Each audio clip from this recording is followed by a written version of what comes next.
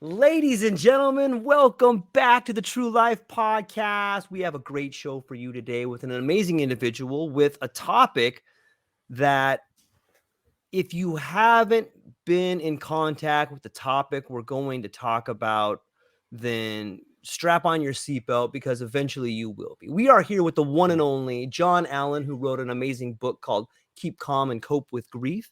We're going to get into a lot of his story and grief and life, and it's going to be a bit of a roller coaster. So before we continue to move down, John, did I leave anything out there? Is there anything you want to add to that, maybe intro, to introduce yourself a little bit more, or what do you think? Yeah, I'll start by saying my name's Richard. Gosh, dang it. I am so sorry. I am No. so sorry. No. And it's important to note this. So my author name is John Allen, which is my dad. Okay. I use my dad's name in honor and respect for my father, who I lost 2 years ago. So, but my name is Richard Allen, but my author name is John Allen. Actually, my middle name is John, Richard John Allen. So, but yeah, I wanted to use my dad's name as my author name.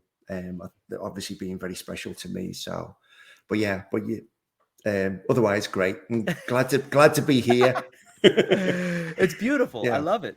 And so,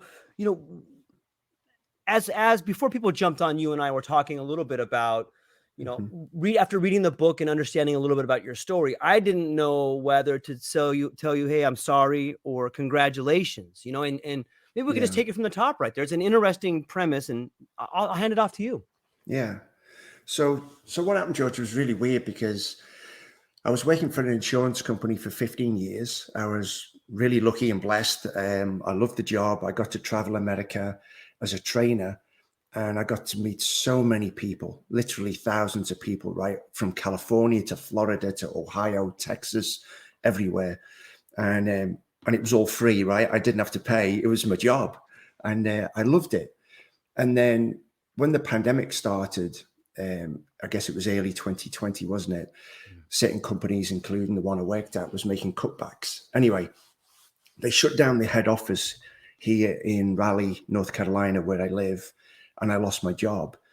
So I was communicating with my dad back in Liverpool, England, and my dad has been my rock. He still is, even though he's passed on, he's still my rock.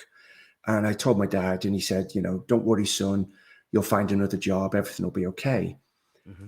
Well, shortly after that, I found out that my dad told me he had cancer.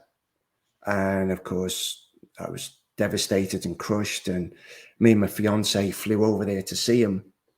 Straight away, we spent a week in Liverpool. So this was, February 2020. So it was really just before the pandemic kicked in. Mm-hmm. And actually, I'll never forget, when we flew over there, we counted 15 people who wore masks on our travels. And of course, at the time, we were thinking, oh, that's a bit weird, people wearing masks. But anyway, we now know that eventually everybody would be wearing a mask at some point. So we got to Liverpool. We spent a week with my dad, and it was extremely difficult. It was great to see him and be with my family, but difficult because I knew he had cancer. And basically what the doctors had said was, my dad's words were, I'm riddled with it. My body is full of cancer. There's nothing they can do. They can put me on chemo, radiation. It'll slow it down, but they can't stop it. I'm gonna die. And we spent that week with my dad. And then we came back to North Carolina again in February 2020. And I think it was March, wasn't it, when the pandemic really hit in. There was, lockdowns and all this and a travel ban. So I couldn't get back to England to see my dad. And going back to your opening comment, I don't know whether to congratulate you or say I'm sorry, but not being able to get over to see my dad, I don't know whether that was a good thing or a bad thing, because seeing my dad, if I'd been able to travel, no doubt I would have spent more time over there. I would have gone every month. But not seeing him might have protected me from the pain of seeing my dad deteriorate over time. So it wasn't until November 2020 when my sister wrote to me. It was November 19th, I believe. And she sent me a text and she said, Rich, you need to get over. It's now. Dad's about to leave us. I was like, oh my God, So I talked to my fiance, Alison. She was actually tied up with work. She couldn't get time off. It was difficult. So I said, well, look, I'm going over there now. You follow over as soon as you can. So my trip over there, again, is another story, really. It was like planes, trains, automobiles. I got a plane from Raleigh to London. There was nobody on the plane. I think London Heathrow has 4 terminals and 3 were closed. So there's only one open because nobody was traveling. And I was literally walking through the terminal at London Heathrow and I was pulling the suitcase. There was nobody there. It was like a sci-fi movie. And I guess that added to the anguish and the stress I was feeling about getting to Liverpool in time to see my dad. I didn't know whether he'd be dead by the time I got there. With my sister saying, hey, he's passing, you need to get here. As you know, traveling to England kind of takes 24 hours.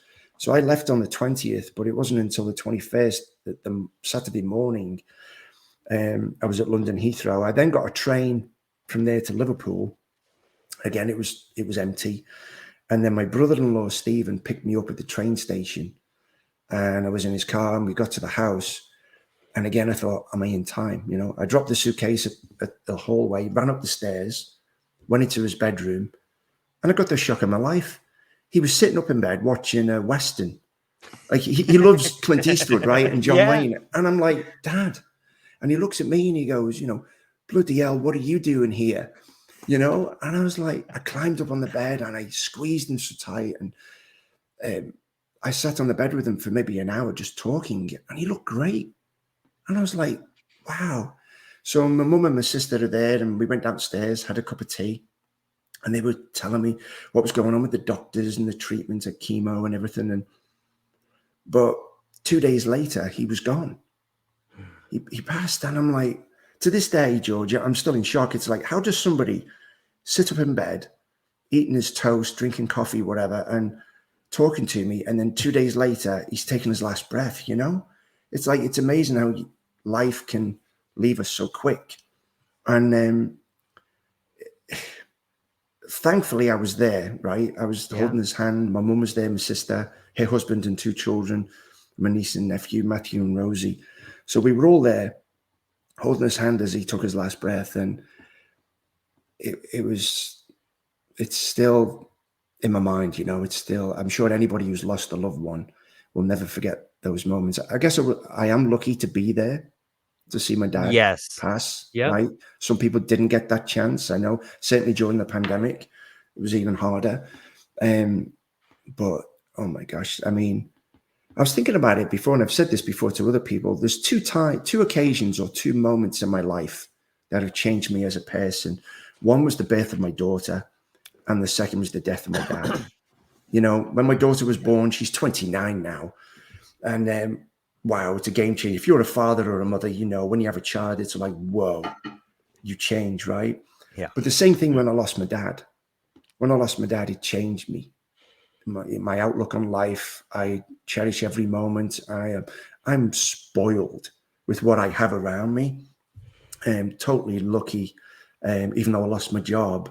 And getting back to that point, so we can talk about the funeral process in a little bit, but basically how I became a writer or an author was my fiance, Alison.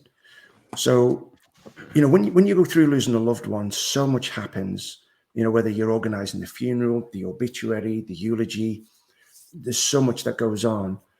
You can't really help it, but you're collecting things like, you know, the prayer leaflet at the church or the details of the funeral home or the crematorium. And at the end of this process, George, I had a file full of stuff. And when we came back to America after my dad's funeral, it was Alison, my fiance, who said, why don't you write a book?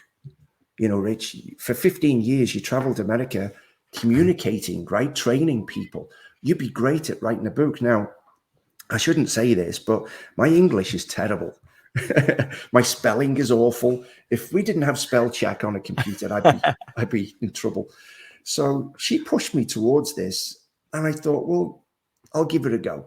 So I started writing, and before long, I had my first book out, Keep Calm and Cope with Grief. And it was all about this process of my dad telling me he had cancer, going from America to England, organizing the funeral, the eulogy and everything, supporting my mum, and my mum supporting me. And the same with my sister Jillian. You know, it really does bring families even close together, right? And the love just got even stronger. And I've put things in the first book that can help other people, like how to organize the funeral, how to write the eulogy, the obituary, how to organize finances, how to look at the will, how to write your own will. So it's all in that book, but also things like signs from loved ones. Like I could spend hours telling you how my dad has contacted me. It's creepy, spooky, but spiritual, and I love it, and I want more of that. So it's all in that book. And then the second book came along because shortly after, for me anyway, I keep saying this, in my opinion, for me and my story is, after my dad passed, I'm a Catholic, right? I believe in heaven. I believe that's where my dad is. I know he's contacted me, but I wanted proof. I needed more proof. I'm a very, I think, logic, you know, I want to see, I want to touch, I want to smell, taste, I want to believe, and I wanted proof. So my second book, Life After This, is all about, I look at the history of civilizations, whether it's the Aztecs, the Greeks, the Romans, the Egyptians, how they dealt with death and grief and honoring their loved ones, how we do it today. I also talk about the different religions, whether it's Latter-day Saints, whether it's, you know, Muslims, Islamic, you know, Catholic. And then I talk about how we today can contact our loved ones and how they can contact us. And I guess the key is to be open-minded, you know, just relax with it and just think, okay, just be open-minded. Let's see what happens. So the second book was about that, about how we can interpret signs from our loved ones and how we can possibly contact them. And then my third book, this side over here, is called Nature's Reach. That came out late last year. So it's crazy, isn't it? I've never written a book in my life. And in 12 months, I've written 3. And I'm working on number 4. But Nature's Reach is, and let me put a disclaimer out there. Doctors and therapists, counselors are great for helping us with stress, with grief. You know, I'm not trying to say we shouldn't take medication or therapy from those experts. The whole purpose of Nature's Reach is to simply explain that God has given us a planet blessed with nature, and it can help us in so many ways. And one of those ways it can help us is through grief. And again, I'm very fortunate. I live on the outskirts of a small town, and I'm surrounded by trees. I live on the side of a lake. At my back window is a huge lake. So I see, you know, ducks, all sorts of birds, bald eagles. I see deer, possums, squirrels. I mean, coyotes, you name it. And sitting out in the backyard is very therapeutic to me. And even the trees, the weather, it doesn't matter if it's sunny or it's raining, there's a thunderstorm. To me, it really helps me feel more connected with God, with life, with my dad, even with my dog. I lost my dog last year, which is a whole other side of grief. But that's what this book is about. Nature's Reach is how nature is there for us too. Anyway, I'll stop rambling now. I'm going on. But yeah, it's a bizarre story and journey for me. Never written a book in my life. And Alison has pushed me this way, and I'm enjoying it. It's great to be able to share with other people, learn their stories. Even people who've had near-death experiences. I've spoken to people. I'm like, wow, it's incredible. So I'm a believer. There is life after this. That's just my opinion, you know? Yeah, I do. I think it's a beautiful story. And some, as you were talking, I wrote down a few key words that got me thinking. Just in that short little intro, you know, I heard so many things that apply to the bigger picture. And the first part was when you traveled on the airport, you were all alone. You got to Heathrow, you were all alone. The plane was empty. And isn't it weird that the environment you found yourself in was also the way you were feeling? Like you thought someone was leaving you, and here's this plane that's empty. Here's an airport that's empty. You know, and it's like the emptiness was not only inside you, but it was all around you. And when I think about the idea of being grateful for getting to see your father, I once heard a quote that has always stayed with me. And that quote is, the last job of a parent is to teach their child how to die.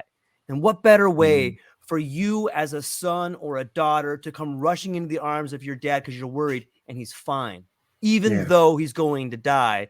And you curl up in bed next to him like you're 5 years old again. You Yeah. know what I mean? Like it's so beautiful to me. It's like, that's how you do it. Like that's the lesson he's teaching you. Even in death, fathers and mothers can be strong as long as we don't take the dignity out of dying. I think it's an amazing story. That's so true, George. And I did feel like a 5-year-old when I climbed on that bed and I hugged my dad. Yeah. I felt so safe, even though Yep. I knew he was about to leave us. He's always been a strong man, Right. mentally and physically, and his arms around me, I couldn't feel any safer, Yeah. and just being with my dad, I just didn't want to let go. Of course. It's hard. And I'll never forget this too. It was the day before he passed. It was the Sunday. We actually moved my dad from his bedroom into my old bedroom because the nurses came with a hospital bed, and he put it in my old room because there was more space. So my dad was in there when he passed, but he's lying in the bed, and there was me, my mum, and my sister, and we're standing with my dad, right, while he's lying there. And my dad looked at my mum, and he took her hand. Sorry if I get upset. And he said, we did all right, didn't we, Nandi? My mum's name's Nandi. She's Portuguese. And my dad said, we did all right, didn't we? Like, we had a good life before he passed. And that was so my dad. He knew his time was coming. He knew. And he wanted my mum to know that it was a good life. Yeah. Which it was. Yeah. It I was a was great very life. lucky. Yeah. Yeah. You had all your family right there. Yeah. And here's another thing to think about too. When you say you lost your job, like I don't believe that is a coincidence. It's like, okay, this part of your life is done. Move on. And maybe there were some signs before that you should have been out of there. Like that's life taking you by the hand and being like, look, that part of you is moving on. We need the new Rich to be inspired to do something else. And in that same introduction, you talked about two things that fundamentally changed the way you see life. And that was your father passing, your daughter being born. And where are you at? You're right in the middle of that. Like you've become this bridge between the end of life and the beginning of life. So it's not a coincidence to me that all of a sudden, maybe you're writing these books, or maybe there's something writing these books through you for everybody else. Maybe you're that bridge. Maybe you're the catalyst to get this message out, because what's happening to you is just for demographics alone. What's happening to you is going to begin happening to so many people so rapidly that it's a different time. The generation ahead of us is such a large generation, and so many people are moving on to the next phase of life, whatever that is. And I don't see a coincidence there. I see that you being chosen to write these books to help other people in this story. And it's this idea of grief. It leads me to a question that I wrote down, and I want to ask you because I think it's relevant. And it is, how much of our grief is related to the unrealized dreams or the things that were unsaid to the people we love? Yeah, I mean, I believe that it's certainly individual, right? Every person who goes through this, there's no two people alike. I mean, I know people who don't want to talk about the loved ones. It doesn't mean they didn't love them as much. You can't measure the love, right, or compare. But there's other people who want to talk about it, and it's very individual for sure. For me personally, I want to talk about my dad. I mean, I enjoy, even though I get choked, I upset as I just did before. But I want to share the stories. I want to share the times when, I'll be honest, I remember as a child, he took his belt off, and give me a spanking. That's okay, right? I love that about my dad, because that's made me the person I am today. But I'll never forget the times when I've gone through life, difficult decisions, whether it be my first job, whether it be through, losing a job, whatever it might be, even difficult times raising my daughter. My dad was there for me, giving me advice. But I think the grief that we go through just shows how much we loved that person, right? I mean, I probably cry a couple of times a week. I mean, I can be outside mowing the grass. Yeah. And for no reason at all, I just think of my dad and boom, I'm crying, I'm sobbing. It's just the pure love that you have for somebody. And going back to what you were saying just there, I'm thinking, I mean, I'm not going to say there's regrets, because I don't want to live like that. Maybe there is, but I just don't want to live that way. But I know there's so much that I wanted to say to my dad, and I just didn't. You know, Yeah. even Yep. those last 2 or 3 days when I got there on the Saturday and my dad passed late Monday, there's so much more when he was awake that maybe I could have said, I should have said to him, but I didn't. And ironically, I think in one of my books, I know I've put this, and I've told people on, on Instagram and Facebook, cherish the time you have with your parents now, all your loved ones. And certainly with my dad, I wish I'd asked him more maybe about, his school life when he was a teenager. What was it like when he was growing up? How did he feel with his first job? And I wish I'd actually recorded it. Maybe not the video, but the Yeah. audio. Yeah. And it's really sad, George, because my fiance Alison, she lost her father in 2021. He was 89, I believe, and great man. Absolutely loved him. And obviously, I lost my dad in 2020. So knowing that Alison was about to lose her father, or being 89, I told Alison, record. Yeah. Put your cell phone on audio, record it, because you're going to cherish those conversations. And she did. And now she has hours and hours of audio of talking to her dad about what it was like when he was working, when he was in the Air Force, the American Air Force, things like this. And I wish I had that of my dad, and I don't. In fact, the last audio I have my dad is voicemail. And it's about 4 years ago when my dad called me up on my birthday to wish me happy birthday. And it's about 13 or 14 seconds. And all it says is, hey, son, hope you're having a great day. Love you lots. Happy birthday. Hope to see you soon. And that's it. But I love that at least I have that, and of course, I've got some older videos and photographs, but you can't have enough. You really can't. And I just wish I'd recorded more. But grief is such a complex thing, isn't it? I mean, it's like it affects you emotionally and physically. Like, I mean, emotionally, you can be happy one minute because you love your loved one. You can be sad, you can be upset, you can be depressed. But physically, I mean, I used to work out every day, right? I used to go to the gym. But when I lost my dad, I stopped. And I've lost so much weight.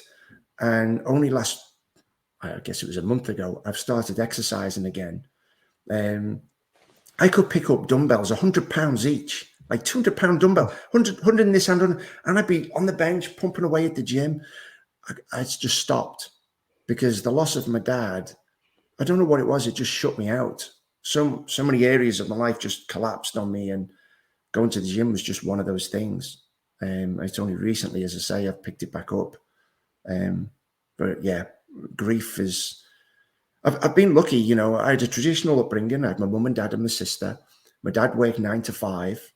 My mum stayed at home to bring up me and my sister. And we were just that, I guess, and if you know anything about Liverpool, not many people there have a lot of money, right? It's a working class town. So what you have is a sense of humor.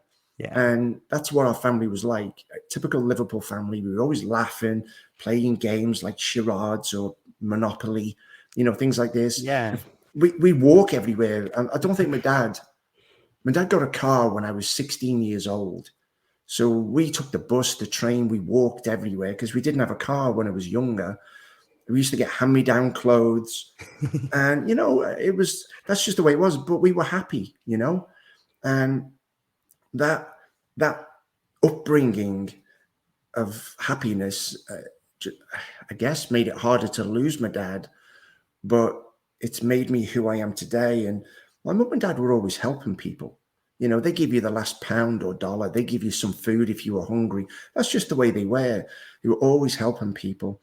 And I like to believe that me writing these books is helping people with their grief, because it can be a really dark place. I mean, talking to so many people about the love they have for their loved ones. I mean, it's a difficult topic, but this path I'm on, I wouldn't change it now. I really do enjoy what I'm doing, helping people. Yeah, I don't think you could change it if you wanted to. When you talk about recording, like it's so fascinating to me to see the different patterns here. One is that you wish you would have recorded more conversations with your father, but like, what do you do? Like, you've written 3 books in a year. Like, if that's not recording something, I don't know Yeah. what is, Yeah. and in a weird way, if I have an audio or a video recording of someone, then while there's definitely translation there, I'm taking in their words and I'm mowing it in my head and I'm thinking about it. Yeah. Sometimes a richer form of translation is being left with the memories that you have. And you have some really strong ones. I've heard about them. And then recording them, because you're forced to come up with your own mental picture. You're forced to translate that which you remembered into something that can be put out for other people to consume. And sometimes Yeah. I believe that it's necessary to forget in order to put out a picture that people can really learn from, because you have to go in and do the work. You have to go in and find out, what was it about my dad that really made me who I am today? And if you have the recording, that, those are his words, but they may not be his feelings. And so sometimes you get caught up in that translation. So I would say that you're recording tons of it right there. And grief is really hard to do. On the topic of it's also interesting to hear about the different life changes you've gone through, as far as, you had this job, or you used to go to the gym, but now you've found this new lust for life in a weird sort of way. Isn't it interesting that when someone dies, you find a new lust for life? Part of you dies, and then a new part is reborn, and you have to mold this new part of you. How has that been for you, finding a new lease on life and these new things you're doing? Yeah, that's a good question, because, you do. I still have some dark moments, right? Some Sure. sad days, but Sure. there's a lot more light or happiness in my life, and I'm certainly more grateful for everything that's around me. I really am. Yep. But here's an interesting point, and this came up only a couple of months ago with my fiance Alison. Okay. I said to her, we were talking about our dads and stuff, and how much we miss them. But she's had signs, as I mentioned before, from her father too. And I said to Alison, I said, I'm at peace. And she's like, what do you mean? And it's funny, because my fiance Alison, she's a scientist, so she's very data driven. But she's definitely, since we've been together, she's definitely come around to the spiritual side. It's really cool, and she totally accepts it. And she's a believer now. And I said, well, I'm at peace. And she's like, what do you mean? I said, well, I'm not afraid to die. And she got really concerned, and she's like, Richard, what do you mean? I said, no. I said, I don't mean I'm going to commit suicide. Goodness gracious. It's nothing like that. What I mean is, I know 100% that when it's my time, I'll see my dad, and I'll see my dog, and I'll see all my loved ones. I said, I get it now. I really do feel my heart is like full. And I know that the love is driving me to this belief, and that my belief is driving me to the love that I had from my father. It's like, I know it's going to be okay. However, which way I die, whenever that time may be, I know I'll see my dad again. And that to me is exciting. But don't get me wrong, I love every day of my life, right? And I told Alison that. I said, I love you, honey. I said, I love my life. But I'm just saying, we're going to see our fathers again. We really will. So it does. It's a strange change how it affects you. And I think the important thing to try to do, and again, everybody's different, is to hold on to your life. Hold on to the things that you have that make you happy, and don't let this. I talk about it in the first book, this cloak of grief and its many layers, because it can take you down a dark place, and you don't want to go there. You really don't. So if you need to talk to your neighbor, a co-worker, a family member, anybody, or go to a chat room on Facebook or something, but just communicate. If you feel you need help, you've got to reach out. You've got to know your own strengths and weaknesses, and don't let that cloak of grief smother you, because it can do that. And you've got to quickly realize, okay, I need to go for a walk with my dog, or watch a funny movie, or pour a nice glass of wine, whatever it takes to give you a little smile. but you've got, or go to the church and say a prayer. You don't have to go during the mass when it's busy. Go when it's quiet and it's empty. That's what I do. Go when there's no crowds and just sit there at peace. But whatever it takes, find that joy back and keep living your life. What do you think the purpose of grief is? Well, there's so many emotions we go through, right? And up until losing my dad, I guess I didn't even know grief existed. I didn't know what it was, right? It suddenly, how could you? Yeah, I mean, I lost my grandparents when I was very young. So yes, it was a hard time, but I was 5, 6 or 7 years old. But losing my dad when I'm 54 or such, it's like, boom, here's this new emotion. Yeah. And I'm like, what in the world? What do I do with this? And I was just a mess, and looking back, it's hard to believe that me and my sister stood up at the church to give the eulogy. How did I get through that 20 minutes? It's like you're standing in front of family and friends. There was only 30 of us allowed because of the pandemic, but still we were in front of that crowd of people. But how do you get through that? But grief is just, it's not an emotion, obviously, you want to go through, but unfortunately, I think everybody in time, like you mentioned before, you will face grief at some point. And it's like, what are you going to do with that? It's hard to be prepared for it, to be honest. And when I lost my dog last year, anybody who's lost a pet, I think, can relate to that. To me was a different grief. And I guess because pets are like babies to us, we feed them, bathe them, take them to the vets when they're ill. Without us, they couldn't survive, I guess. But it's different with our parents because they're independent. But when I lost my dog, wow, that was just, and I kind of felt guilty, George, because I thought, why am I feeling more grief for my dog than I did for my dad? Does that make sense? It was weird. I mean, my dog was my best friend. 24/7 we were together. We went on vacations together with Allison. He was around the house. He'd be here next to me right now, sitting by my feet. I miss him every day too. A whole different level of grief. But I did feel guilt. And I talked to my mum about that. It's just weird. So again, grief, I guess, has these many layers, It's a tough emotion. For sure. It is. It is. It's, as I've gotten older and I just thought of this idea that grief is an acquired taste. When you're young, you don't know it. You can't, it's like your first sip of beer. You're like, this is disgusting, but, or even wine for that matter. But then you get older and, a little bit of it can make things, it can show you a different perspective. Yeah. And so sometimes I don't wish anybody to feel the negative emotions of grief, but I do wish that people who eventually feel grief understand the positive effects that can come from it, because you can become a newer person. And the bigger the tragedy that happens to you, the bigger opportunity you have to learn and become the best person that you could possibly be. I think these tragedies that happen to us are momentous occasions to learn about who we are, but more than that, to teach those that we love later in life. And we had spoken earlier about the job of the last job of the parent is to teach their child how to die. And what you and I are going through in our, somewhat middle of age is these difficult lessons that now we're ready to begin learning.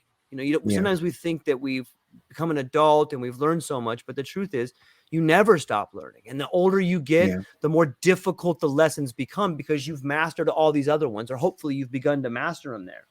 And it's an interesting thing to think about. On the topic of animals, I think that, animals provide us with this unconditional love. So when they pass, you're feeling a different layer of grief. I love the way you put that as layers, because it is a different layer. When you start thinking about a loved one, be it a child or a father or a mother or an aunt or an uncle or someone that raised you, there's a lot of moving parts in that grief. It's not just unconditional, because you have to mix a little bit of anger, sometimes a little shred of hatred in there when you were out of control, and guilt is in there. And like, how do you square all these things? It's like this beautiful, colorful mathematical equation that you can't quite make sense of, and it's Yeah. overwhelming at times. But I think you've done a good job, at least in the much of the books that I've read. It seems like it was a real labor of love, and the emotion comes through in them. And I think the people who are finding themselves in difficult moments should read these books and check it out. What was the process like? If we just take it back one step, you've kind of mentioned that all of a sudden in the 12 months, like 3 books have been written through you, and you've sat down and you've done that. Is there a process that you go through? Is there something as you go out to the balcony, or is there a place that you ride, or do you harness an emotion, or what does the process look like? Yeah. Well, initially it's just like lots of notes and scribble. Yeah. I have post-it notes all over my desk, and I love it. Alison's awesome. She bought me a nice journal from Barnes and Noble, Yeah. just a notepad, and I take it most places, and I'll just write down a comment, or I'll be watching a TV show. There's a great show by Ricky Gervais. I think it's on Netflix. I love that guy. I love Ricky. Yeah, I don't know if you've seen it. I think it's called Afterlife, and it's on Netflix. Yeah. And it's a great show. I think there's 2 seasons. Anyway, Ricky plays this guy who's just lost his wife to cancer. So he's left all on his own. He has no children, but it's him and his dog. And he's close to suicide. He's just lost it. And before his wife died of cancer, she did these video recordings, and he watches them on his laptop every day, a different video every day. And he just goes through life initially fed up. What's the point? I don't care. My wife's gone. What's the point in my life anymore? And without giving it all away, it's just a great show. I mean, it's typical of Ricky Gervais because there's funny moments. Yeah. It's hilarious, but it's dark and it's meaningful. And one of the things that I really like, George, in this show is that when he goes to the graveyard, the cemetery, to see his wife's tombstone, right? And he's sitting on the bench in front of the grave. And on another bench next to him is this woman who's sitting across from her husband's gravestone. So Ricky and this woman make this relationship where they're just sharing things. And it's such a lesson. Like, Ricky learns so much. His name's not Ricky in the show. I forget what it is now. But he learns so much from this woman because she's a little bit older, a little bit wiser. And she's telling him, it's okay to feel that way, but you need to keep going. Your wife would want you to keep going. She would want you to be happy. So this lady's got all this wisdom and all this knowledge, and she's giving it to Ricky. And you can tell when he gets up from that bench and he walks away, he's better for it because that lady has shared her experiences and knowledge. And I love those segments in the show. It's really cool. And I like to think that's partly what's in the books. But absolutely. I tell people all the time, if you want to, it's good to talk. It's good to share your stories. And I tell people, if you're going to buy a copy of my book, please leave a review on Amazon, but leave your story if you want to. Leave your story because it helps other people deal with their grief, and they'll share their stories too. And it's just, again, very therapeutic. It really does help us all. I think as humans, we need that love. We need that communication and that openness. And I think it shows how vulnerable we are, right? Because our heart is it's wide open there. We're in such pain for that loss. To actually talk about it, it's very intimate. It's you're really letting somebody get as close as they can to you when you talk about something like this, I think. And I truly believe it does help in the healing, for sure. But even today, I was thinking about this morning. I still send my dad a birthday card. It's been 2 years. I still, like, Christmas just gone, I sent my mum and dad a Christmas card. Just because he's not here physically doesn't mean he's not here. Yeah. So, his birthday was in September. I sent him a birthday card, and my mum gets it over there. She opens it and she puts it on the mantelpiece in the living room with other cards or whatever, but I still do that just because my dad's like I said, not physically here, he's still my dad. Yeah. And that day was still his birthday, right? So Yeah. I'm going to continue to send Christmas cards and birthday cards and wedding anniversary cards to my mum and my dad. It's just something I do. Yeah. Celebrate that day, right? I mean, Yeah. it regardless of, and in a weird way, even when you lived in America, you were sending them a card, you weren't seeing them. So it's not that Yeah. really anything's changed. No, that's You know, right. I couldn't see him, but every year I've been in America now 21 years or something. I'd send him a birthday card, right? And it's yeah. no different now. When I actually, 21 years ago, my last day in England before I actually emigrated, we were at my mum and dad's house and I was having a drink with them and my sister was there. And my dad took me into the kitchen and, we'd had a couple of whiskeys and he looked at me and he said, "Can't believe you're going to America.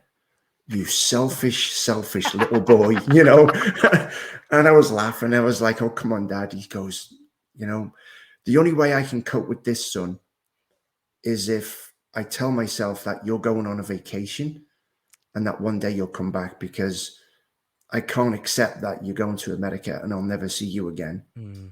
And I told him, I said, "Dad, I'll come back. I'll see you." And he goes, "Well, I just have to believe that you're going on a vacation right now because this is too much for me." And it was a strange way of him thinking of it that way. Yeah. But that's what it took for him to cope with his son, me, leaving and going to live in America. And I didn't know when I was coming back, but that's what he told me. And in a roundabout way, I get it now. Of But at the course. time, he used a couple of other curse words at me. But that was my dad, and it was all through love. Yeah. But yeah, it's funny how people react with stress or strain or depression or grief. What we have to do, but we have to do it, and we have to get through it as best and as peacefully as we can. And it's Yeah. okay to talk to your friends, family, and neighbors. Or sit somewhere quiet. Do whatever it takes. But yeah, it's Yeah. it's a tough journey. It is. It is. Yeah. I found too, like, do you ever, I heard a story once, a good friend of mine, David Solomon is a good friend of mine. And he was recently telling me about his aunt that had passed away. He was really close to her, and they had all these great memories together. And the day of her funeral, they had went to the funeral and he had said a few words, and the group had dispersed. And he said that he was walking back to this car. He had to walk through this park, and it was a 15-minute walk. And he was just thinking about his aunt. And as he was doing that, this butterfly came floating by and landed on his shoulder. And he looked over, and then it flew off. And he's like, "There's my aunt coming to say goodbye." Yes. And so when you start talking about these signs and this way in which nature and those who have left us continue to talk to us, like, I think of things like that. And I'm sure Yeah. that hopefully all of us have our mind open enough to have this communication or have these things happen to us. But maybe you can share some of the stories that you have talked about with signs and talking to your father. There's so many, George. Oh I my love gosh. it. And again, being open-minded, right? I know I have my Yes. belief and my faith, but being open-minded. When you look at these instances, like you just shared there with the butterfly, what are the chances that a butterfly would land on the shoulder? It's got to be like Right. 1 in a billion or something. You're right. Right. So, oh my God, which ones can I share with you? Dude, there's so many. Really is. Okay, I'll tell you, I'll be as quick as I can because Take your time. this is back in 1919. I was a single parent. So my daughter Jessica lived with me basically all her life, right? And she was about 6 years old. We were still living in Liverpool. So we were living in our house. It was just me and Jessica. And I put Jessica to bed at 9 o'clock. I went to bed about 1 o'clock, right? I'm lying in my bed and I hear this little voice from her bedroom. "Daddy, can I come into your bed?" And I'm like, "Oh, here we go." I said, "Yes, come on." So she comes across the hall, and she climbs into my bed and we're going to sleep. And then all of a sudden, I heard this voice in my bedroom and it went, "Richard." It was like, I don't know, like the devil. Yeah. It was the evilest. If you could envision like what the sound would be like of the devil, it was like that. And I sat up in bed and I looked at the bedroom door. I looked around the room. It was all dark. It was all, black. And I was like, what the? And I thought, well, hang on. Maybe I was falling asleep, right? Mm. But then I looked at Jessica and she was wide awake and she said, Daddy, what was that? And I thought, oh, she heard it too. So I said, oh, it was a dog outside. Just go to sleep. So she did. And I lay there looking at the door for like 15 minutes before I fell asleep. So the next day I'm walking Jessica to school and I said to her, hey, Jessica, did you hear something last night? And she went, yes. I said, what was it? And she said, somebody called out your name. They said, Richard.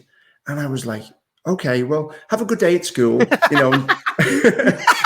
and she went to school and I got in my car and drove to the office. I was working at another insurance company then. And that I'll never forget, that was on a Wednesday.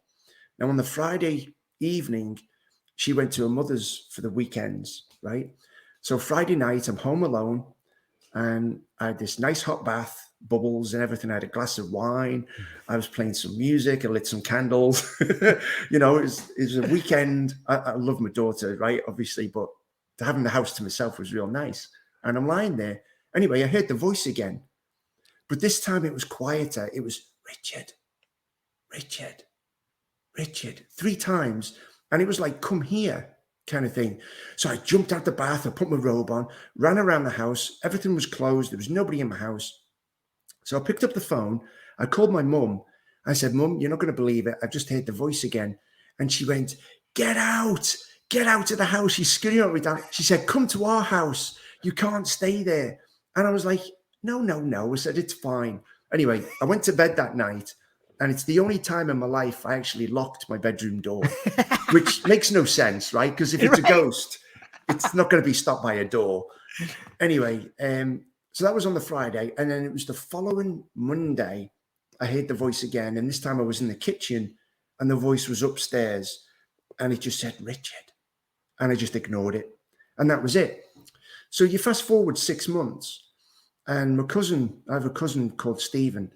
And he was telling me that his wife was having a psychic at the house. And I said, ooh, I've never been to a psychic before. I'd like to go. And he laughed at me. And he said, they're all girls that are going. You'll be the only guy. And I was like, I don't care. I'd like to go. So I went. And sure enough, I get to his house. It's full of girls all waiting. And the psychic was in the kitchen. And one by one, we go in and sit with the psychic. So it was my turn. I go in. And again, George, being skeptical, I didn't want to give her any clues. So I just went in, I sat down at the kitchen table, shut the door, sat down, and I sat there with my arms folded, just quiet. And the first thing she did was she started laughing. And she said, I'm so sorry, I'm not laughing at you, but there's a man standing behind you. He's a tall man with a long coat and he's got a flat cap. And he's standing right behind you. And I was like, okay. And then for the next 20 to 30 minutes, she told me everything about my life. It was insane. I took notes. I wrote it down. I still have the piece of paper. She told me that I'd moved to America. She told me that my grandfather had worked in the United States, had worked in America. She told me about my grandma having a bad leg. She told me that I had a daughter. Okay, it's 50-50, right? You either have a boy or a girl. But she said that my daughter was involved in art, but not with painting or drawing, but with dance. And she was in a dance troupe. She told me all of these things that nobody could possibly know. And at the end of the session, I said to her, can you tell me more about this person behind me? And she said, yeah, it's your grandfather. And I said, oh. I said, well, I've heard this voice in my house about 6 months ago. And she said it was him.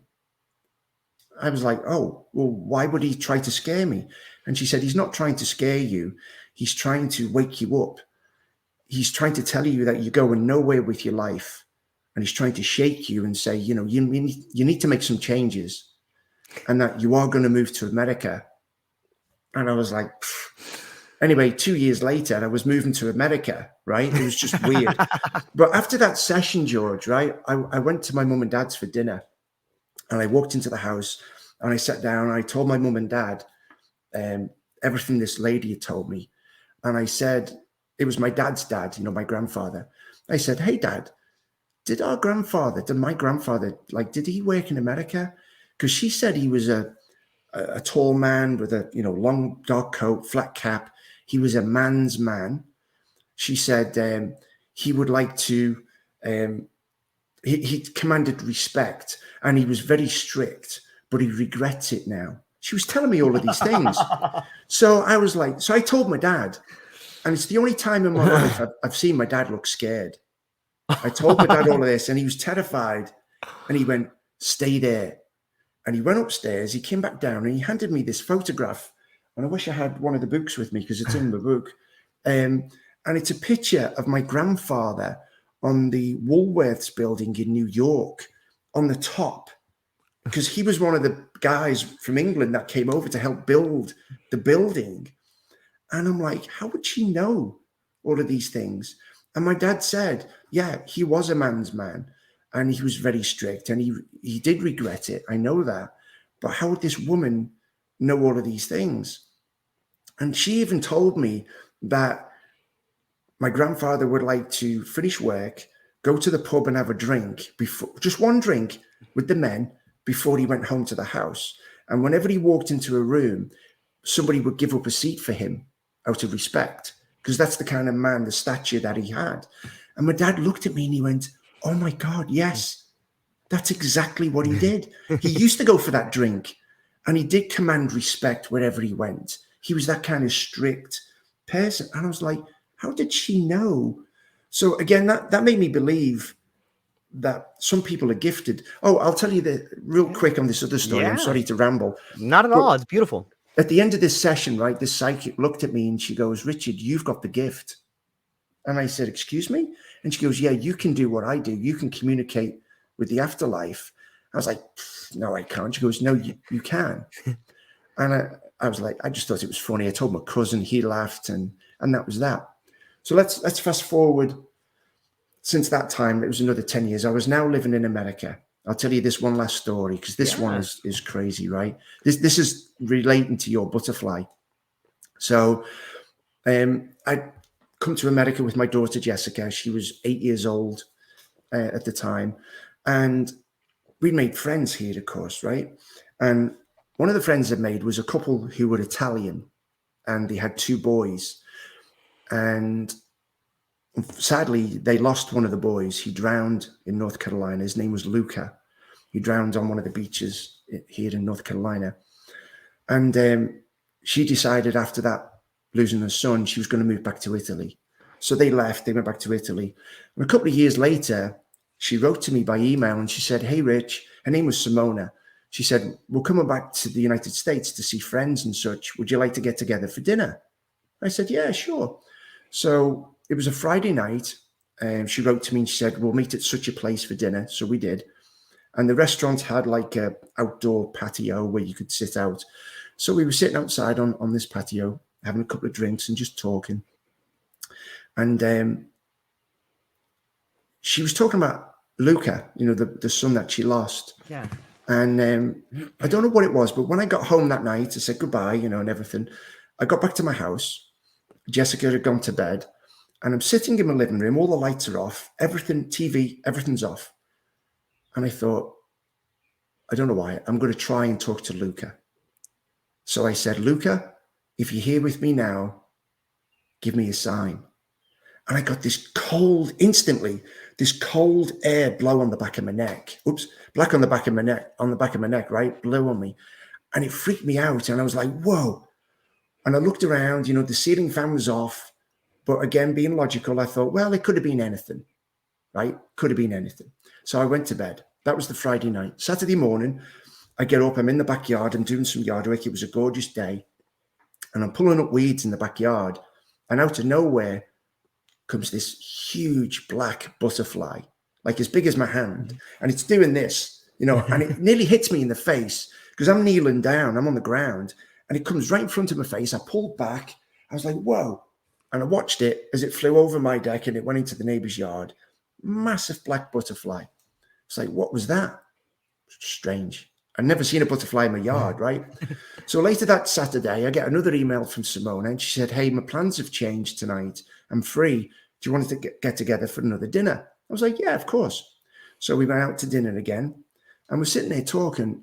And in the back of my mind, George, I'm thinking, do I tell her that I called out Luca's name last night? So I did. I said, Simona, I don't mean to upset you, but I did something a little silly last night. I was sitting at home, I called out Luca's name and I got this cold chill on my neck. And then this morning I was doing yard work and this big black butterfly nearly hits me in the face and flew away. And she looks at me and she starts to cry. And I'm like, I felt so guilty. I felt, oh, what have I done? Stupid boy. I shouldn't have said anything, right? And she's sobbing and sobbing. And she leans down, reaches into a handbag. And out of a handbag, she pulls out a photograph of Luca. Sorry. And she shows it to me. And it's a picture of Luca like this. And he's got this big black butterfly on his finger.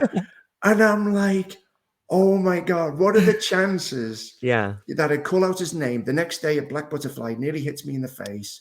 And I tell this to Simona, and she shows me a picture of him with the big black butterfly on his. So I said, do you think it was him? And absolutely. She said, absolutely, that was him letting you know that he was trying to contact you or let you know he was okay. Yeah. And I'm like, I don't know, dude. These signs, they happen at random times, right? But they do happen. And it's always that but. You know, you can say, well, it's just this or it's just a random event. But what if it is our loved one sending us a sign? I can't dismiss that. I honestly believe it is, because too many things have happened. I mean, in the middle of writing my second book, Life After This, I was like sitting here at my desk, right? And I was burnt out. I was, I needed a break. And I was missing my dad, of course. And I called out in this room. I was sitting right here and I said, Dad, I miss you. I love you loads, mate. I just miss you so much. I love you. I hope you're okay. And then I'm on the computer, and I guess most guys might do this, but I started looking at trucks and cars, right? It's what we do. Right. And I pulled up this website. I think it was Car Gurus or something. And there's thousands of trucks. I picked on a truck by random, right? And it had 41 photographs. And I'm going through the photographs, and it shows the back of the truck, the side, the front, and it shows the interior. Now, this one picture showed the dashboard. And you know the infotainment, the touch screen thing on the dashboard there? You could see there was a radio station on there. It had the time, the date and everything, the radio station. And it had the name of the song that was playing at the time the picture had been taken. And the name of the song was I Am Alive. And I'm like, you've got to be kidding me. Yeah. Literally 2 minutes ago, 120 seconds, right? 2 minutes. A couple of minutes ago, I call out my dad's name and Dad, I hope you're okay. Whatever you are, I hope you're okay. And 2 minutes later, I see a picture on my computer screen that says, I am alive. Now, coincidence? I've got no idea, dude. I took a screenshot. I kept the picture. Yeah. And I was going to put it in the book, but unfortunately for copyright reasons, I couldn't do it. Right. But I've still got the picture. But what are the chances? I didn't even know there was a song called I Am Alive, but apparently there is. But it's stuff like that. It just blows me away that we can get these signs, and it means so much. So I cherish those for sure. But there's loads, I could tell you. Yeah, so many. It's crazy. Yeah, I wish. Sometimes I think that we need to redefine what it means to die. Like it has like this taboo around it, and nobody knows what that means. You know, I often think about, I was talking to someone last week about the idea of how life works on our planet. And, you know, let's take butterflies, for example. Like the silkworm or a worm spins its web into a cocoon and gets caught in there. And then it changes its form and it breaks through the detritus and emerges as this new form.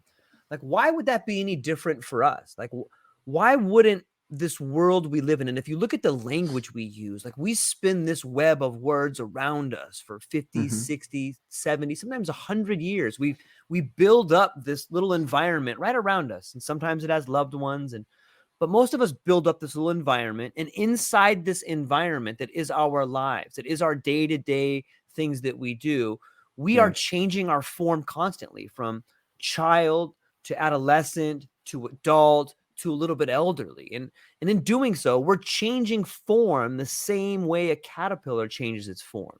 And sometimes you can catch a glimpse, like, whether it's the butterfly that flies next to you, or whether it's the picture that you see in a truck, or maybe it's the image that you see in a cloud, or so many people have had such similar events happen to them. It is as if we are communicating, or beginning to learn how to communicate on a level that we don't thoroughly understand. And it just seems like metamorphosis is a better word than dying. What do you think? Yeah, absolutely. I totally agree. And I was chatting with a guy on Facebook. He left a comment, and again, I respect people's different points of view, but he said, no, you're wrong. He said, you're born. He goes, you're born, you die. That's it. There's nothing, right? And that's okay if that's what he believes, right? Enough. But there was other people who replied to his comment, and I did too. And I said, well, I respect your opinion, your comment, but certain things have happened to me, these signs, I can't explain them. So my belief, my Catholic upbringing, at one point in my life, I thought I was going to be a priest, and that's a whole other story. But my belief tells me, there is life after this. There is a heaven. This isn't the end when we die with this body, this being, this, physical being that we're in. But there is life after this. And to think that there's nothingness, or however you want to describe it, I just can't get my head around that. Like you said, I mean, there's life. It seems too vast, too complex. Right. And it's funny talking to Alison. And this is just my opinion, right? But Alison said, well, when my dad died, and your dad died, Rich, how can you say your dad is here now? Why wouldn't your dad be in Liverpool with your mum? How can your dad be in two places at once? And I said, that's a great question. And I love these conversations we have, And I said, well, here's how I see it, Alison. And I don't know, right? I've got no proof, but I'd like to believe that when we die, we become one with the universe. So we're thinking about it as like a time and a place as to when we die. But I don't think that's the way it is. We're like that now. Here's Richard. I'm here. I'm in North Carolina. I'm sitting at this desk right now. But when I die, it's like a puff of smoke. I'm suddenly everywhere, So I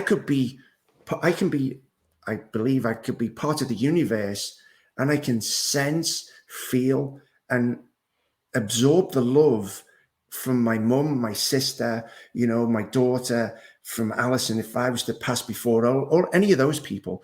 But I would be able to take it in wherever they are and know what they're going through all at once, simultaneous, right? It's not like, oh, excuse me a minute, I have to go over to Liverpool to be with my sister, and then I'll come back to be with my daughter.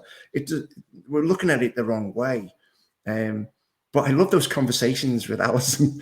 It's really cool. And that, again, it's your own opinion, right? But I cannot believe that this is it. We are born, we die, and there's nothing. Like that guy said, I respect that opinion, but there's just too much that's happened. I mean, when we first went over, George, to see my dad, when he first told us he had cancer, and Alison and I flew over there in February 2020, for some reason, we ended up in the front yard one day, and it was raining, and there was a double rainbow, two rainbows. And you know what rainbows are like? They're huge, right? They're way up in the sky, as far as the eye can see, kind of thing, all the way that way, huge. And Alison said, maybe it's a sign for your dad.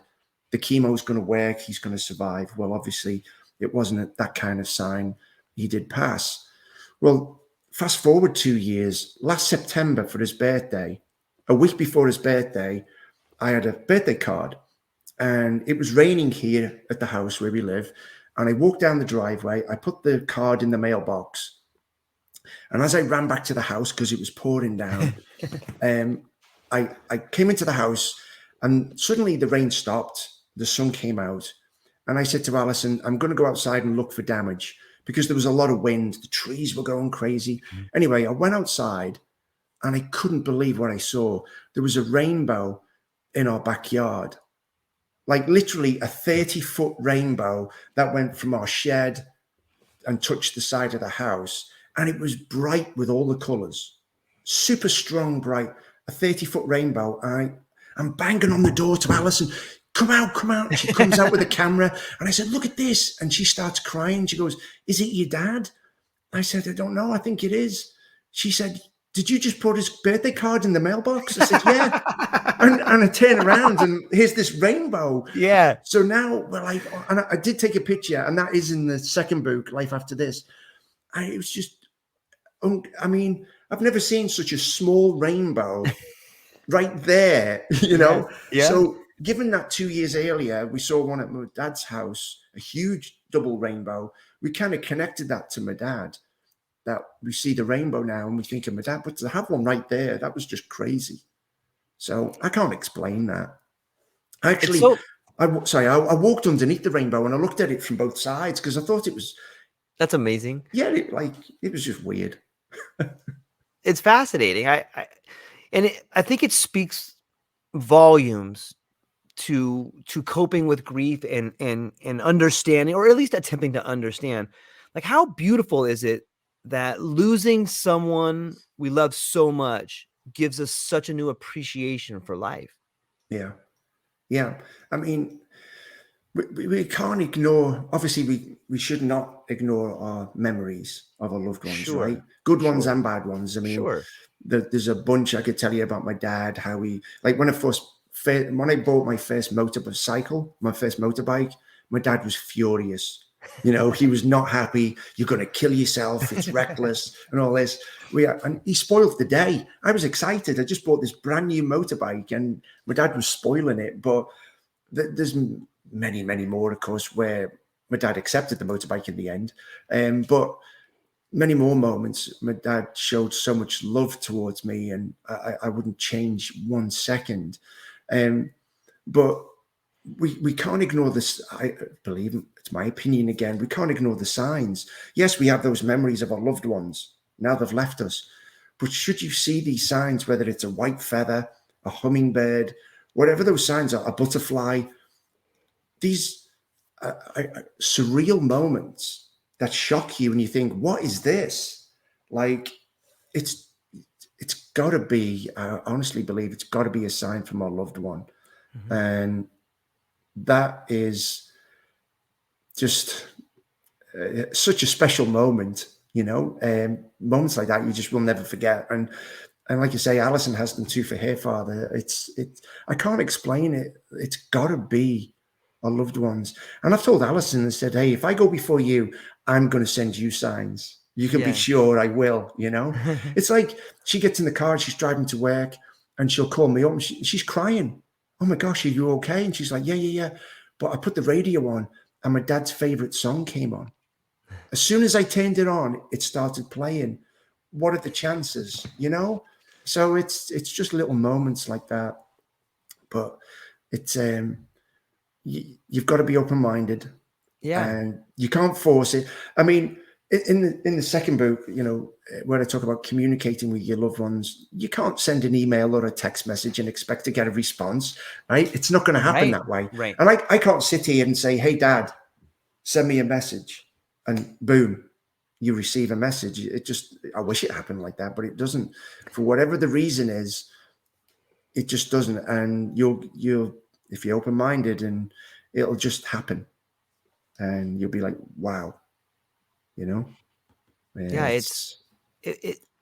it's awesome to think, and it's very rewarding to comprehend this idea that just because someone has left doesn't mean you can't make new memories with them, whether it's the rainbow or it's this moment of insight in a time of peril or a time of stress when everything's down, and then all of a sudden you get this sign or a remembrance of a loved one that they're holding you. You know, they've never left, and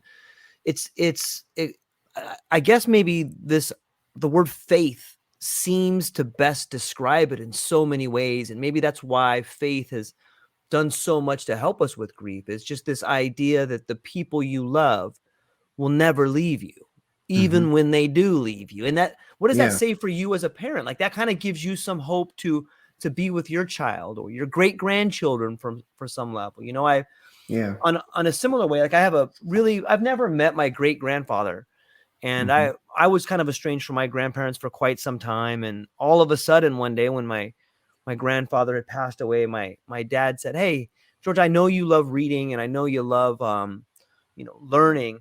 Your grandfather has passed away, and your great grandfather has this old bookcase with all his books in there. And I kind of thought you would want them." And I was like, "Yeah, of course I do." And all of a sudden, like I got this bookcase and had his whole library in there from, 150 years ago. And I'm like, look at this, and it was just like, I got to spend time with a man I've never known. And even to this day, like I still am going through and looking through books, and I'm finding notes that he wrote in these books to himself that, like, I'm like, this is a note to me, and it's just like, so sometimes I can sit down and be with someone who was a part of me or is the reason I am today, even though I didn't know him, and like all those things are there for people if they're willing to be open-minded. Like, life is such an amazing thing that we are only now beginning to scratch the surface of. And if you're willing to be honest with yourself, if you're willing to be open-minded, and if you're willing to do the work, and more than that,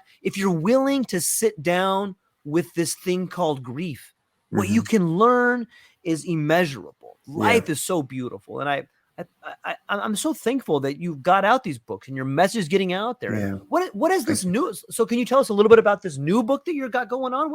What's the premise of this going to be? Well, this one's actually for children.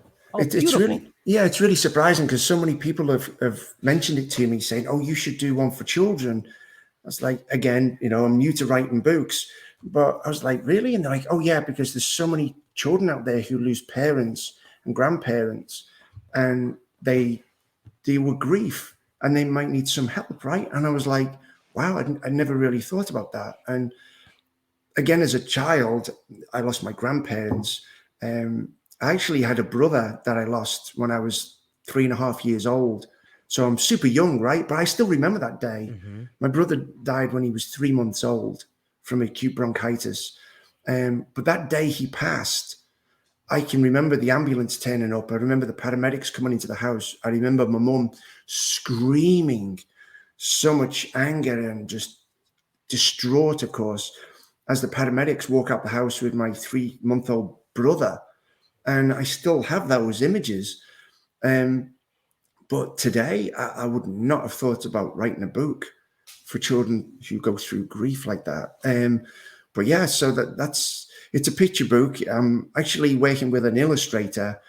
Alison said, "Why don't you draw?" I've written the book already, so I have the book done, but I haven't got the pictures to go with the book yet. And Alison said, "Why don't you do it?"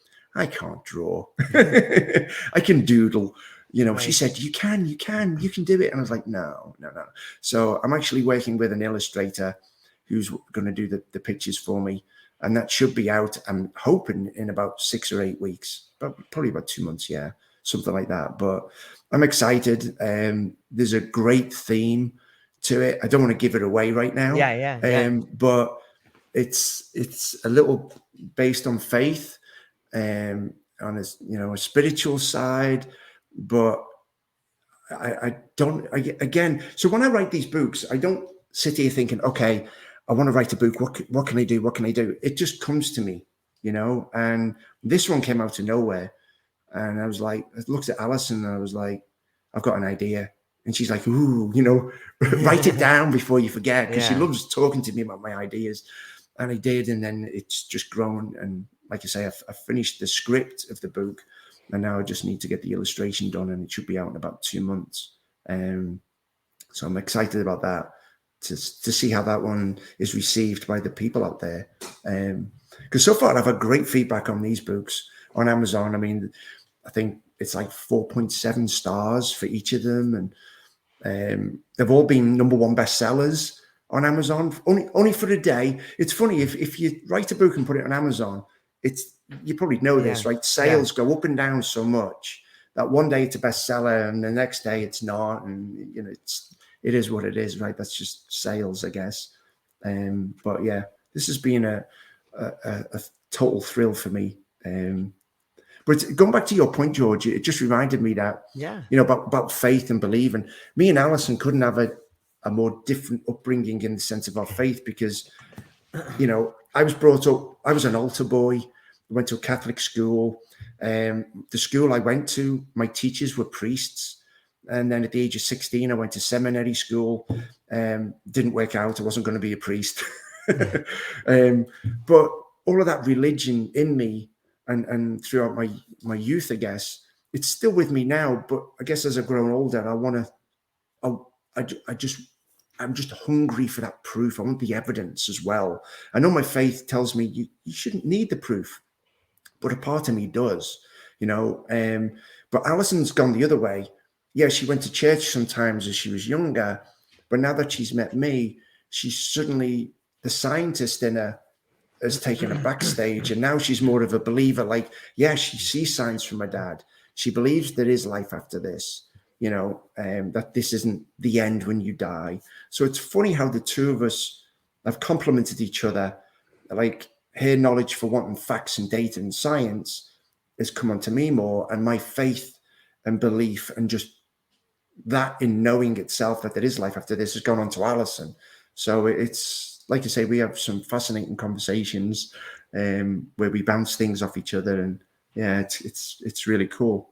But I don't know if faith would help you believe in signs or that there is life after this more so than not. I mean, I don't know, it's tough to explain and tough, like for Alison, like I say, she believes now. And she never did before. She's never even thought about it. She said, "You know what, Rich? I never thought about dying before." And, and now she does, and now she believes. So I don't know. I guess whether faith is something that makes it easier for you to cope with grief, to cope with loss, as opposed to somebody who doesn't have faith. I don't know. I don't think it does. I think it can be a bit of both. Like I say, it's individual. Speaking to so many people on Facebook and Instagram who have no religion in their life, and yet they believe, because it's hard to let go. Imagine saying, "My dad died and he's gone. There's nothing." I can't live with that. That's tough, right? To think that, yeah, they don't exist anymore. I'll never see them again. When I die, I'm gone too. I can't. It makes me sad. It seems like intellectually lazy on some level. Like you don't want to think about it. And it's if you think about it on the grand scale, it's the way people deal with grief. The same way, like the same way a child who is abused takes that memory and locks it away and never thinks about it again, even though unconsciously they act out on it. So too to someone who says that there's nothing after life. Like that's just a real easy way to not have to deal with grief. It's a real easy way, albeit probably the most destructive way to deal with loss. And when people say things like that, it's usually a sign that they've been really, really hurt in their life. It's over.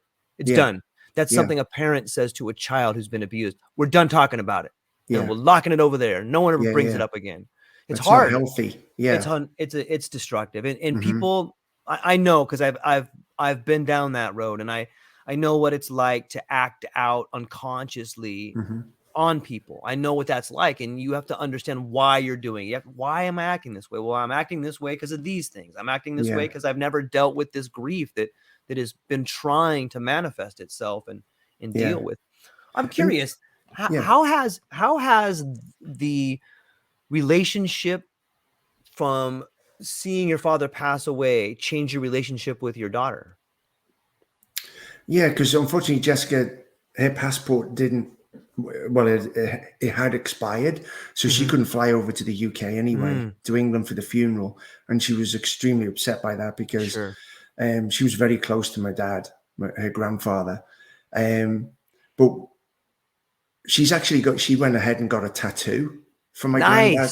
She got, because my dad wrote to Jessica many times. Mm-hmm. So what Jessica did, my daughter, she got his signature Mm-hmm. tattooed on her arm, Oh, it's which I beautiful. think is really sweet. But Agreed. she was devastated. But for our relationship, we've always been close.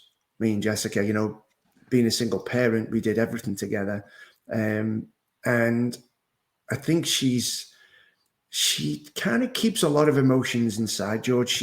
Yeah. She doesn't like to cry, right? She keeps it in, and when she does open up, she just opens up, right? She'll sob and sob. And when we've talked about my dad or her granddad, she gets very tearful and she just misses him so much. And I think she fears for me. Of course. I mean, she sends me text messages all the time. How are you? She sends me these little heart emojis and stuff. And I think she's scared. And she's told me, she said, you better not die, Dad, because I can't live without you. And I've told her, of course you can, but yeah, you've got to keep going. But I think she's scared of losing me because we've been through so much together. And again, I think that's what loss in a family can do. It can bring you closer together. And sometimes you talk about emotions that you've never talked about before. And it's a very, like, even me and my sister, over the years, we love each other so much. Yeah. But brothers and sisters, right? You always going at each other. Typical brothers and sisters, Yeah, right? yeah. We disagree. But this has so brought us closer together,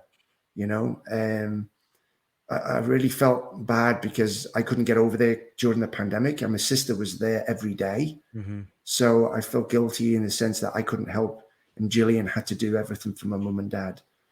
She did so much for them. I could never thank her enough for what she did and what she went through. So yeah, it certainly brought our family, as hard as it might sound, closer together because we were so close anyway.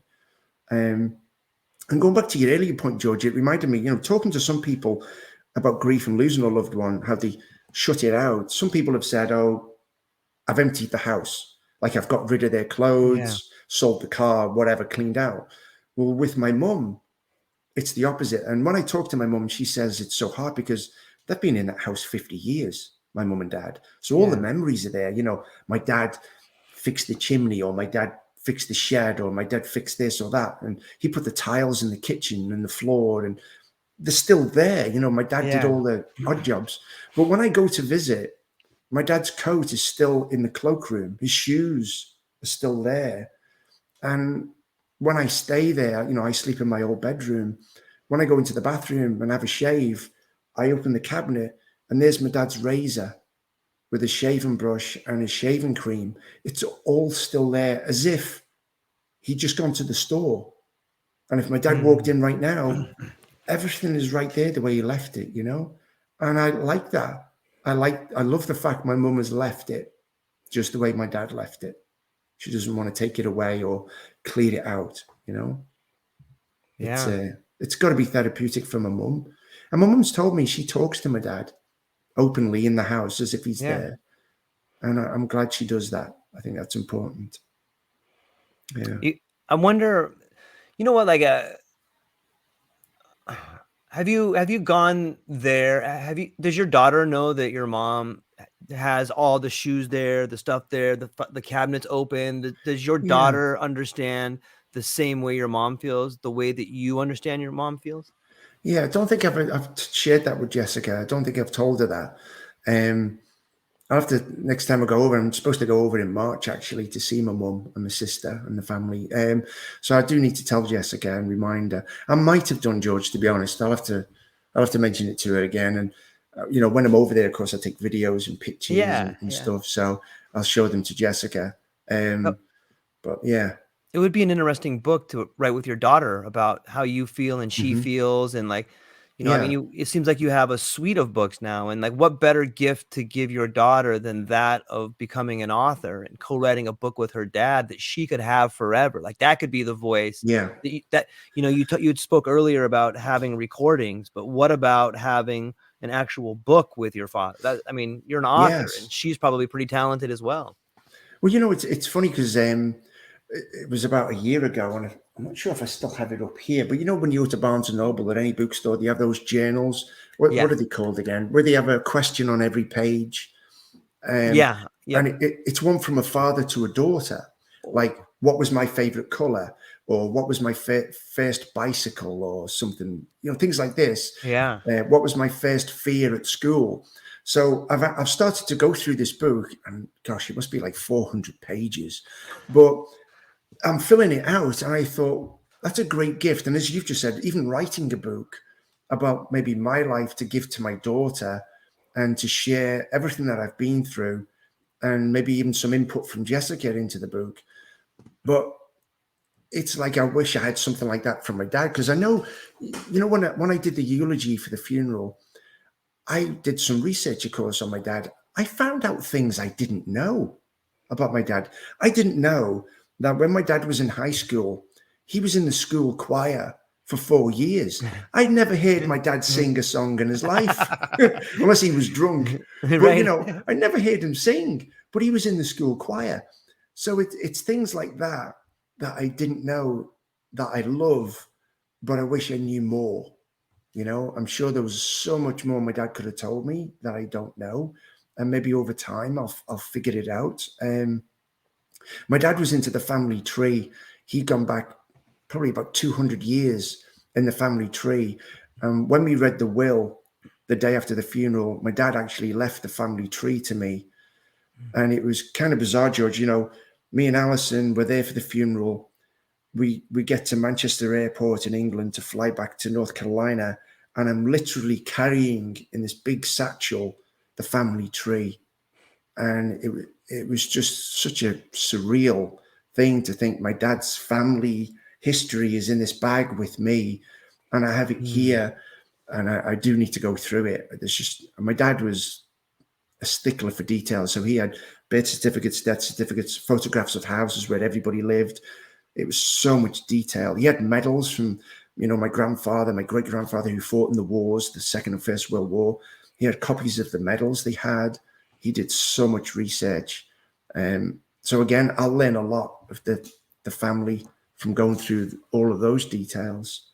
There's just so much, but it'll be fascinating. But yeah, you're right. If any listeners, just do what you can.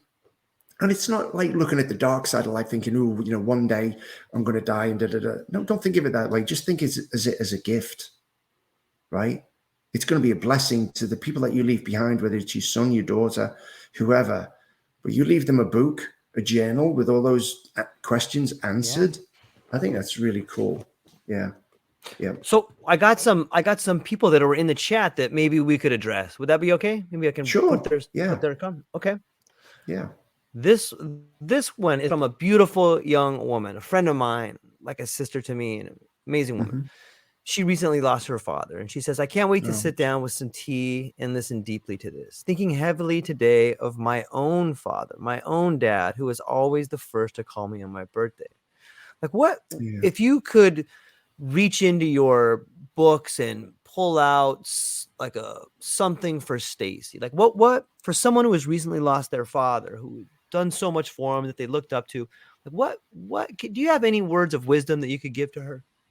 Yeah, I'm so sorry for your loss, Stacy. And losing any member of the family is difficult, right? I would say maybe do something that you used to do with your dad. Something that you did together. I know for the last 20 some years, obviously I've lived in America, so it was difficult for me.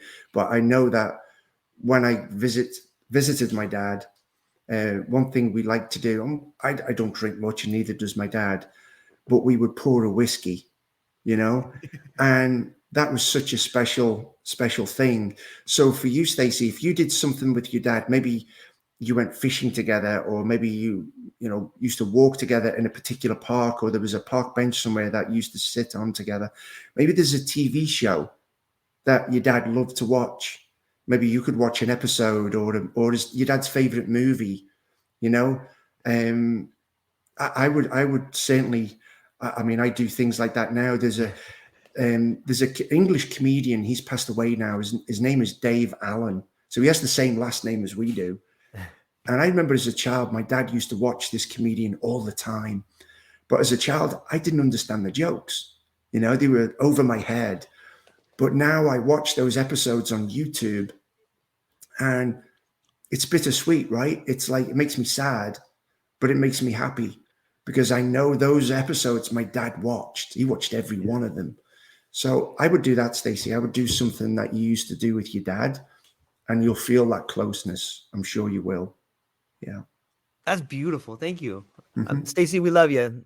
Thank you. Take care. Here's an interesting one from Ben at the No Absolutes podcast. He says, what if it's not an afterlife, but simply life? The vast interconnectedness of all things resonating, echoing, and reflecting, all creating the next moment. Yes. Wow. What a thought, right? Yeah. It's kind of like a little bit, maybe what we were talking about before, like Yeah. when you pass over, you're just complete with the universe. Mm-hmm. You have so many emotions that you can't, as human beings, we can't possibly explain with our English language. Yeah. You know, the feeling that we have is just beyond expression. And you're absolutely right. I mean, I like that thought that it is this vast interconnectedness, right? It's just suddenly, whoa. So if you think about it, as a human being, we're kind of put in this cocoon. We do have a lot of emotions and feelings and joy that we can endure in this life. But at the same time, we're kind of restricted. And it's only when we die that we're actually set free. Maybe. Beautiful. Yeah. Right? You know? Yeah. So again, going back to what I said earlier when I talked to Alison about dying, you know, it sounds weird in saying I'm excited to die. You know, that sounds a strange thing to say, right? But if you put it in context, I'm excited because I'll see my dad. I'll see my dog. I'll see my grandparents. But it doesn't mean I'm rushing to that day when it's God's will, you know, to say, hey, this is your time and moment. I get that. But I'm enjoying life for sure.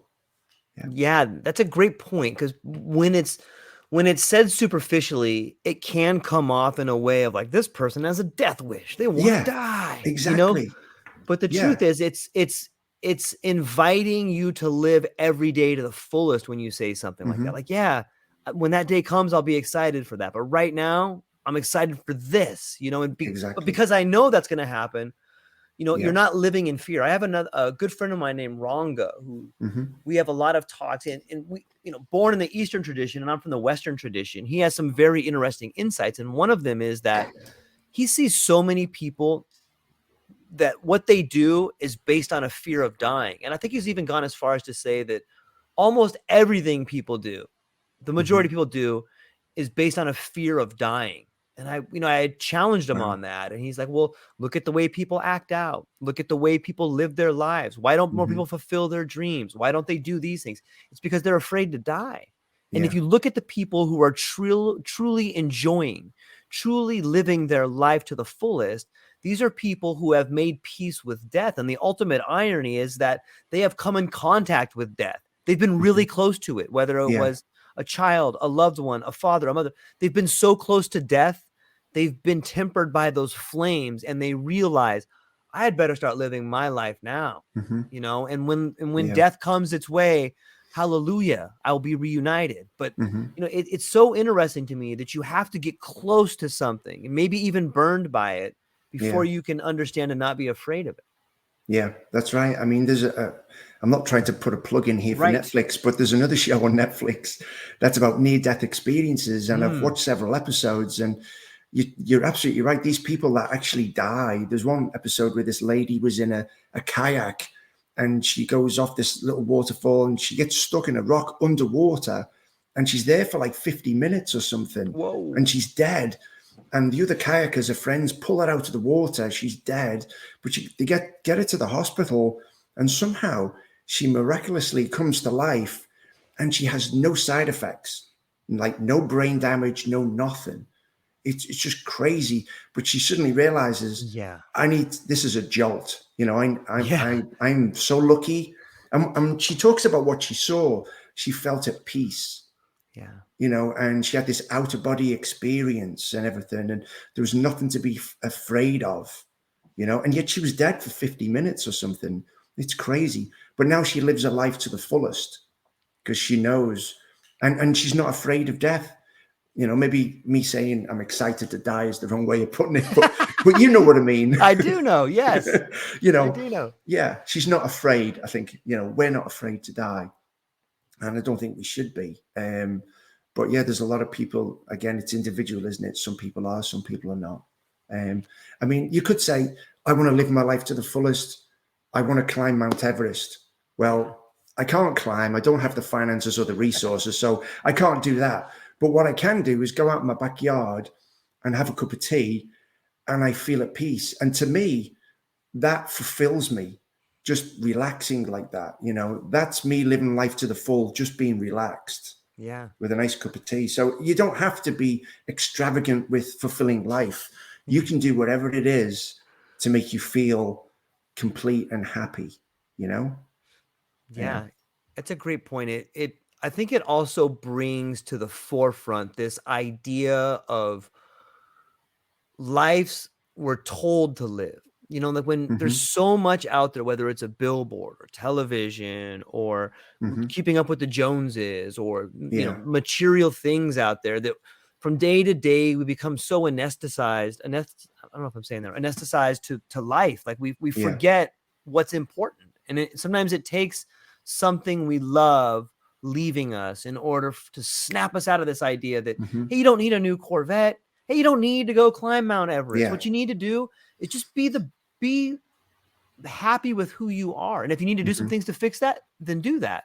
Yeah. Because the truth is, we never know who we're inspiring on a day-to-day basis. Like maybe 1 million people watch this podcast, maybe 5 people watch this podcast, but maybe 1 out of 1 million or 1 out of 5, they take a story with them and they keep it forever. Or maybe you're at your day and you smile at a child and you make that kid's life better in a weird sort of way. But we never know what actions of ours are going to inspire people. So if you can just take a little bit of time to make yourself happy and make the people around you better, I think you can literally change the world. And like you're writing all these books, like you've radically transformed your life, right? And it's who knows totally how many people read it? Yeah, and you did it in a, you could say that it's taken you 50 years to get to this point, or you could say this happened in a month. Whatever story it is, the transformations of life are there. And I have found that the most interesting people and the people I love talking to are people that are going out of their way to share their stories with people. I think it makes a huge difference. I'm thankful for it. Yeah. You're absolutely right. And I think, going back to like doing small things or big things and just even helping each other, like total strangers, right? I mean, whether you see somebody sitting at the sidewalk there who's, needs $5 and you throw them $5 in the cup, it makes you feel good. They feel good. You're helping them. I mean, it doesn't, big or small, whatever you can do that makes you happy. I'll never forget, this was years ago in Liverpool. Me and Jessica were going to the bank and I pulled up in the car. I locked the car and Jessica was 7, something like that. She was in the car alone. I was only in the bank 2 minutes. I came back to the car and Jessica was crying. I was like, what's wrong? And she goes, well, the man that's parked next to us hit our car. And I was like, and I looked at our car and there was a big scratch all the way down the side. And this old guy came out of the bank and he said, I'm so sorry. I was in a rush and I hit your car, but I'll pay for the repairs. And I said, well, that's okay. Don't worry. I said, but it's my daughter. And he looked and he said, oh my God, I didn't know your daughter was in there. And he was so guilty. So we exchanged information. And a couple of days later, he came to my house and he wrote me a check for the damages, but he also had a necklace and in a box and he gave it to Jessica. And he said, I want to give you this. And Jessica opened the box and on the pendant, it said, choose the right thing. And he said, in life, he was talking to Jessica, he said, in life, you always have to do the right thing. I did something wrong. I damaged your daddy's car and I'm here to fix it because that's the right thing to do. And to this day, Jessica, like 20 years later, still wears that pendant about choosing the right thing, that, choose the right thing. Like, always do the right thing in life. And it's so bizarre that moment in time, that total stranger Yeah. left that message with us that we still carry today about trying to do the right thing in life, you know? And I think that's how we live, really, or we can live. We can do these little things for each other, and it can have a big impact, you know? So, It yeah, gets, you're right. yeah. You don't have to buy that Corvette. You don't have to climb Mount Everest. You can just have a cup of tea in your backyard, or go for a walk with your dog, or do something in memory of your father, you know, whatever it might be, you know, it's all good. I don't think there's anything that could top that as an ending. Do the right thing. That's so beautiful. Like, such a beautiful story. As we're Yeah. landing the plane here, Rich, Mhm. where can people find you? What do you have coming up, Okay. and what are you excited about? So I'm on Amazon right now. So if you go to Amazon.com, you'll find all 3 books that I have out there. So there's Keep Calm and Cope with Grief. There's Life After This and Nature's Reach. And don't forget, my author name is my dad's name, John Allen. But if you go to the Amazon page and find one of my books, if you click on John Allen, the author name, it takes you to the author's page. Okay. And it has a little bio about me and also my email address. So you can always contact me by email. You can find me on Facebook. I'm on Facebook as well. And the information's there on Amazon. And I'm on Instagram as well. This social media thing, it's all new to me. So I'm still trying to work it out. I only opened up the Instagram a couple of weeks ago. So I'm still trying to figure that out. As for what's coming up, it's really the 4th book, which is for children. But quite honestly, it's for adults too. It's a short book. I think there's only 600 words, but the message in it is something that you or I or anybody can do every day to think about our loved ones. I really love the message that's in it. It's such a simple thing. I can't wait for it to come out. I really can't. So I'm excited about that. And as far as book 5, I've got no idea. It just comes to me. Yeah. I just let it happen. I don't push it, force it. It just happens, and and then I'll be writing again on book number 5, I guess. It's Yeah. beautiful. I can't wait to continue the timeline, and I'm hopeful Thank you. that when that one comes out, you'll think of me to come here and talk more about that lesson. Sure, definitely. I'd love to do this again with you, George, for sure. Yeah. If Yeah, it's possible, then, if we're about to close, can I close on a prayer? If I of can say a course. quick prayer, if Yeah, that's okay. please, Okay. please. All right. Heavenly Father, we want to thank you for our countless blessings. We thank you not only for the food that we have to eat or the comfortable place that we have to live, but for the beauty that surrounds us. We acknowledge you for your countless blessings that you have provided and continue to provide. We thank you for giving us clear direction through your holy word. Through the good times and the bad times, we thank you for this life. Amen. That was beautiful. Thank you. Fantastic. Anything else you want to do? Is that anything else No, you want to get out? I don't know how to no, get I've better than enjoyed that. it, That's George. beautiful. It's been great. Thank you so much for having me. It's been great. Thank you.